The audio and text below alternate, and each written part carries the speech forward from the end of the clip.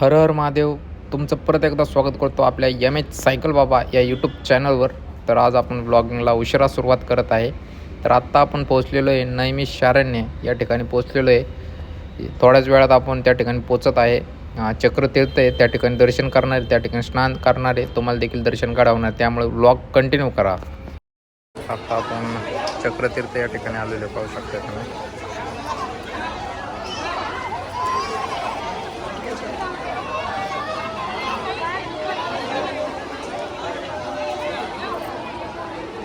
तर मित्रांनो, फायनली आपण पोचलेलो आहे नैमिषारण्य.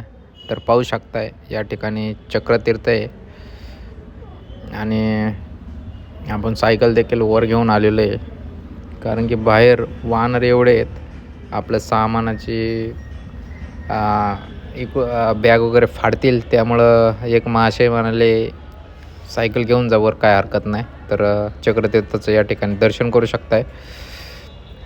चक्रतीर्थ आहे या ठिकाणी जे आपले वेद पुराण आहे त्याची देखील रचना याच ठिकाणी झालेली आहे. 88,000 ऋषीमुनींनी या ठिकाणी तपस्या देखील केलेली आहे.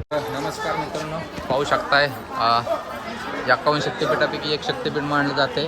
ललिता देवींचं दर्शन करण्यासाठी आपण मंदिर परिसरात आलेलो आहे. तर आता दर्शन करूयात आपण. पाहू शकताय आज आपल्याला 51 शक्तिपीठापैकी एक शक्तिपीठ ललिता मातेचं दर्शन करण्याचं सौभाग्य या ठिकाणी लाभलेलं आहे. तुम्ही देखील दर्शन करू शकताय.